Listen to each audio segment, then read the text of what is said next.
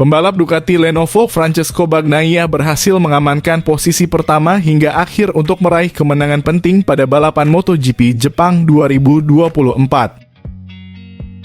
Francesco Bagnaia berhasil menuntaskan 24 lap dengan finish pertama pada balapan yang digelar di sirkuit Motegi, Jepang, Minggu 6 Oktober 2024. Bagnaia sukses mengatasi kebangkitan rival terdekatnya, Jorge Martin, yang berhasil finish kedua walau start dari posisi ke-11. Adapun podium ketiga akhirnya berhasil diamankan Marc Marquez setelah mendapatkan ancaman dari Enea Bastianini. Posisi pertama berhasil diamankan Pedro Acosta saat memasuki tikungan pertama. Namun Francesco Bagnaia segera berhasil menyalipnya untuk merebut posisi terdepan saat memasuki tikungan kedua. Brad Binder mengamankan zona 3 besar pada awal balapan. Adapun Jorge Martin dan Marc Marquez mengawali balapan dengan sangat baik yang berhasil merangsek ke barisan depan. Meskipun Marquez sempat terlibat kontak dengan Maverick Vinales sesaat setelah start. Martin bahkan sudah berada di posisi 4 saat balapan baru berlangsung 1 putaran. Bencana kembali menimpa pole sitter Pedro Acosta yang harus terjatuh di tikungan 14 saat balapan baru berjalan 4 lap. Momen itu dimanfaatkan Martin untuk segera menyalip Binder dan kini sudah berada di tempat kedua untuk memburu Bagnaia. Marquez juga segera memanfaatkan momentum yang tak butuh waktu lama dengan menyalip Binder untuk mengamankan tempat ketiga.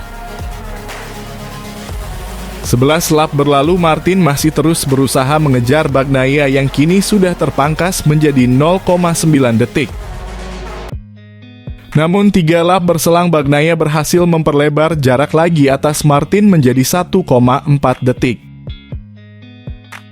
Marquez sendiri sudah tertinggal jauh dari Martin dengan gap sampai 4 detik setelah melakukan kesalahan dengan melebar di tikungan 1.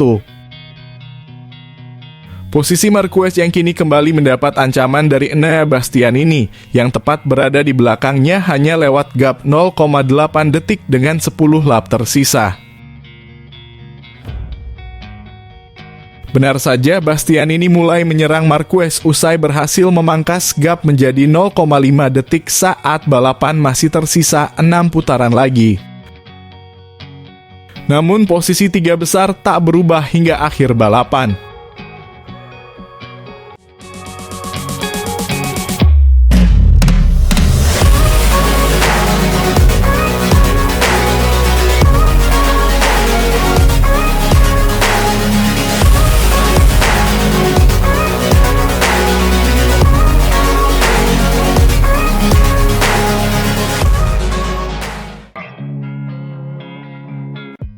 Marc Marquez naik podium di sprint race di Grand Prix Jepang setelah melewati kualifikasi yang sulit dan menyoroti kecepatannya dalam kondisi yang sulit.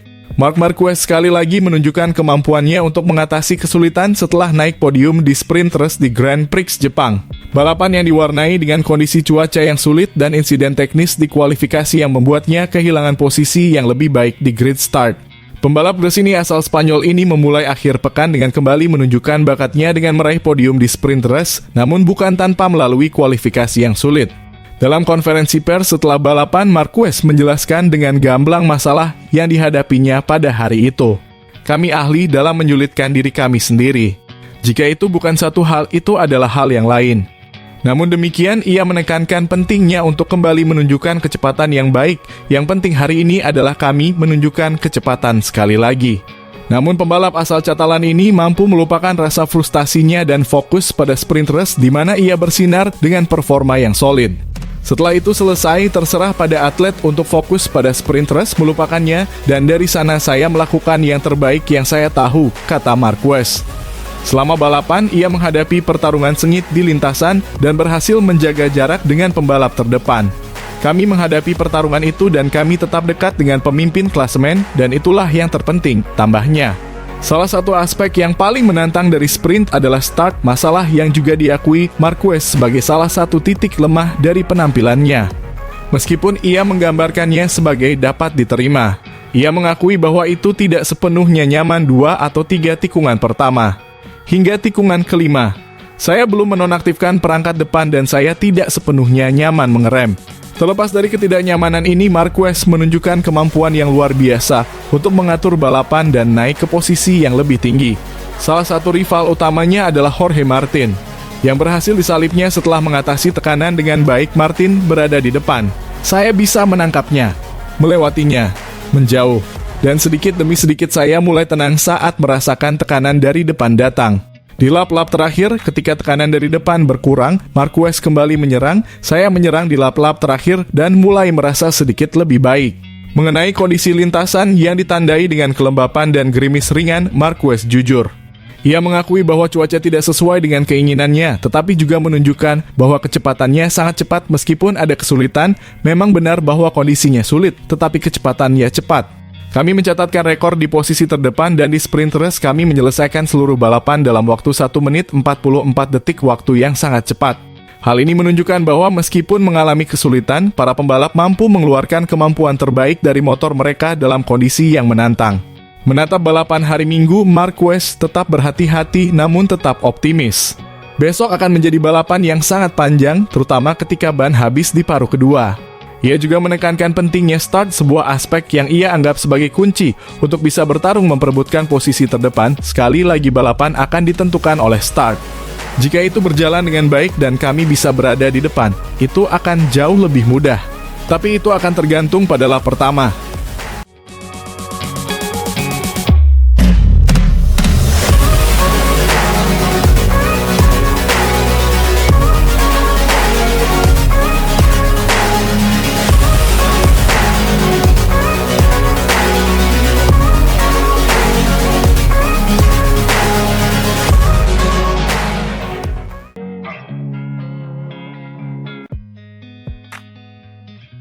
Usai injak batas track limit dan start dari posisi 9, Marc Marquez kembali jadi sorotan usai mampu finish posisi 3 dalam sprint race di Motegi, Jepang.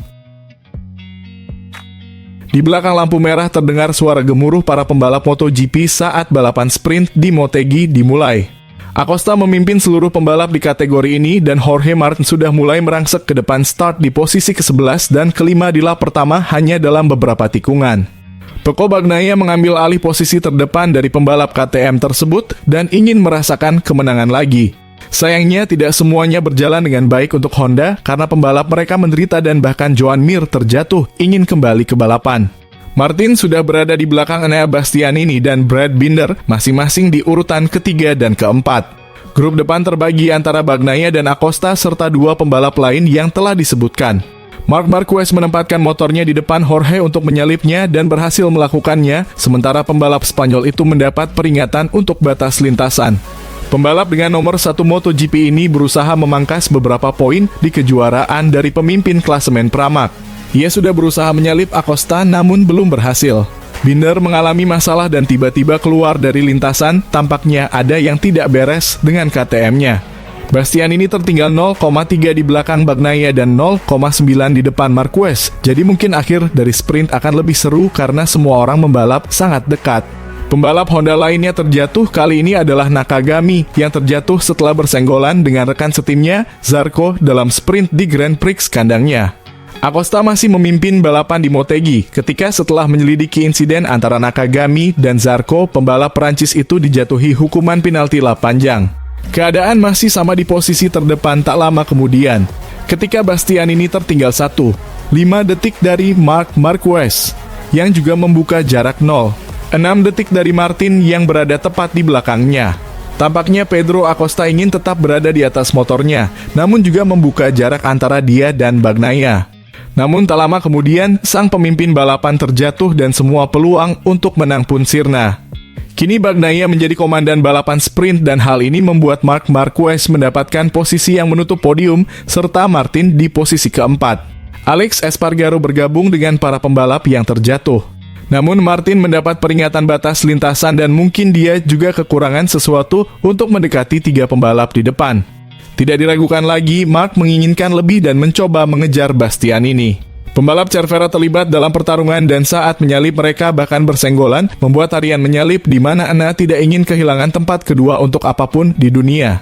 Di lap terakhir pertarungan antara Enea Bastianini dan Marc Marquez akan semakin sengit karena pembalap Gresini itu dikenal sebagai pembalap yang tidak pernah puas dengan sesuatu di acara-acara khusus.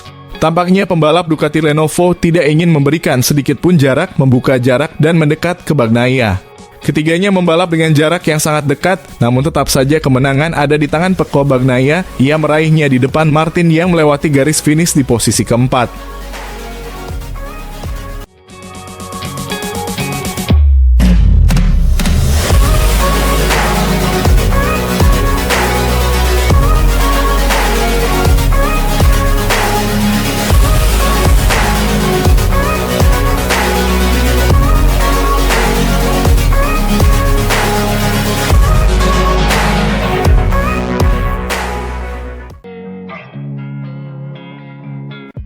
Marc Marquez mengatakan bahwa ia mengalami berbagai masalah selama latihan hari Jumat di Grand Prix Jepang meski berhasil finish tercepat kedua.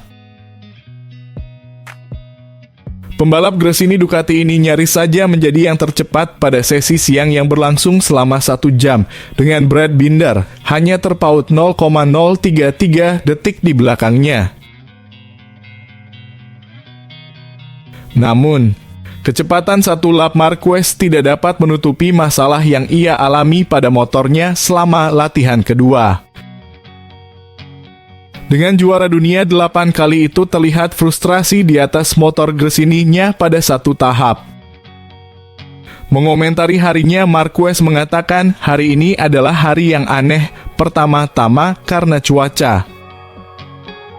Dan di sisi lain kami menjalani latihan yang sangat aneh di sore hari dengan berbagai masalah kecil yang berbeda.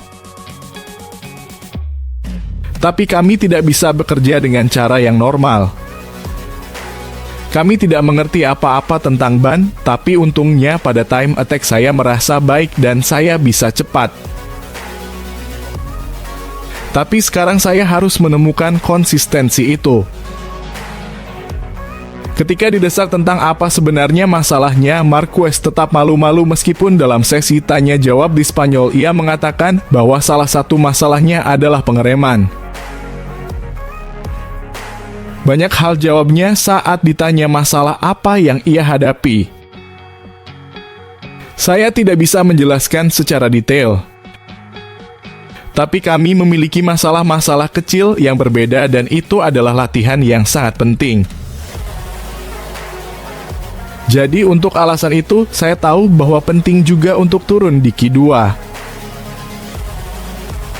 Itulah alasan utama saya menghabiskan banyak waktu di dalam kotak untuk mempersiapkan diri dengan baik, untuk memperbaiki masalah dan hanya melakukan serangan waktu. Kepala kru Marquez, Frankie Charchedi, menggunakan media sosial untuk menyatakan itu adalah salah satu hari Jumat terberat tahun ini. Tidak ada yang berhasil, tetapi menemukan beberapa hal dalam 10 menit terakhir. Kedua pembalap Gresini berhasil lolos langsung ke babak kualifikasi Q2 pada hari Sabtu. Dengan Alex Marquez berada di urutan ke-8 pada akhir latihan kedua setelah melakukan peningkatan pada akhir latihan untuk mencatatkan waktu 1 menit 44,033 detik dan melesat ke depan duo Ducati VR46, Fabio Di Giannantonio dan Marco Bezzecchi.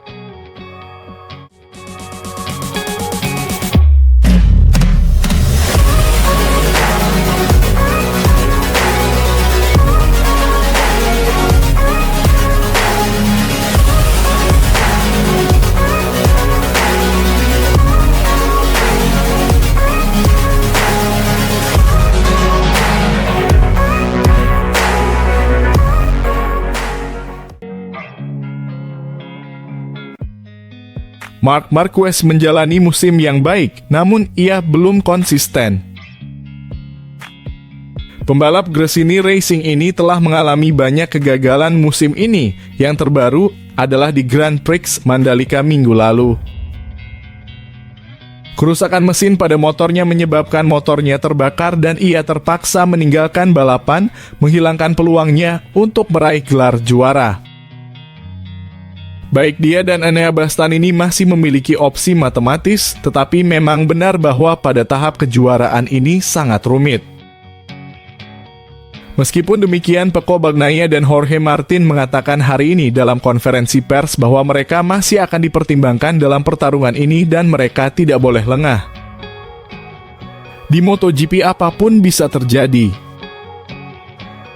Marc Marquez sudah tidak sabar untuk tampil di Motegi dan ia telah mempersiapkan diri untuk balapan ini. Pembalap bernomor 93 ini akan mengenakan helm barunya akhir pekan ini. Saya mempersembahkan kepada Anda helm Jepang 2024. Bagi saya ini adalah salah satu helm terindah yang pernah kami buat.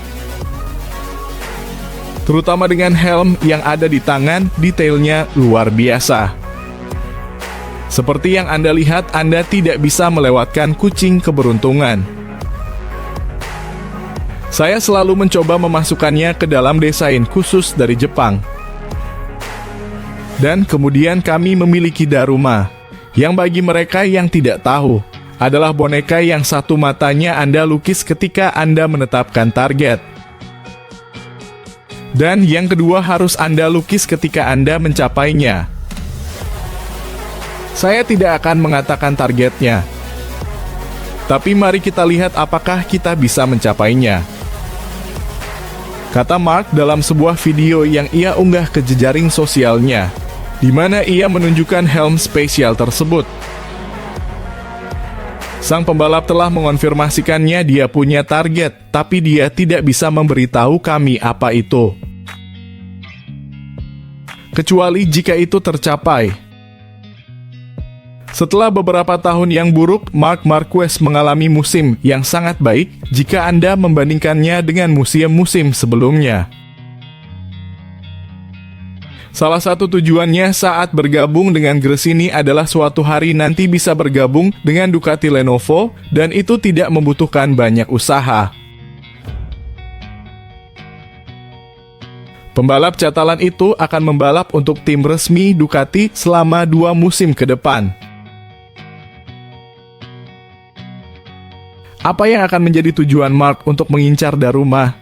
Hanya dia yang tahu jawabannya.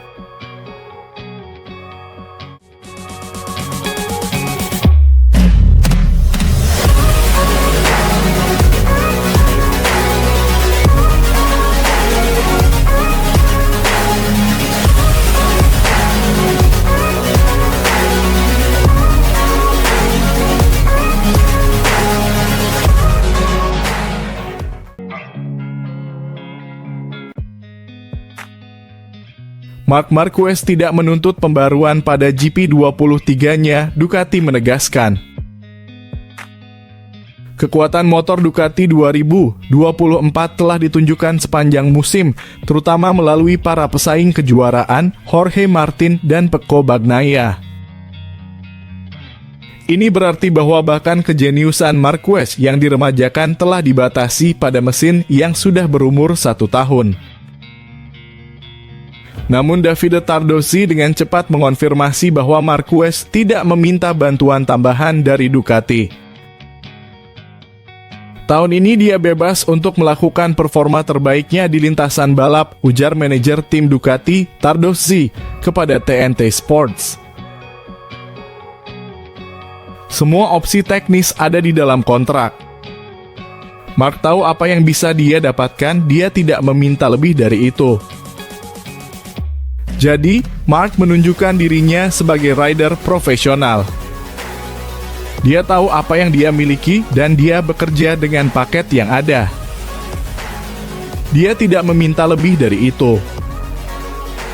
Motor Desmos di GP23 milik Marquez terbakar akhir pekan lalu di Mandalika, membuatnya tidak bisa menyelesaikan MotoGP Indonesia saat ia berjuang untuk meraih podium. Itu berarti ia kini tertinggal 78 poin dari Martin dari Pramac, sang pemimpin klasemen, menjelang MotoGP Jepang akhir pekan ini di Motegi. Penampilannya sudah cukup untuk mendapatkan promosi ke tim pabrikan Ducati 2025 bersama Bagnaia. Hubungan antara keduanya, kami pikir, kami berharap, kami tahu itu akan baik, tegas Stardozzi.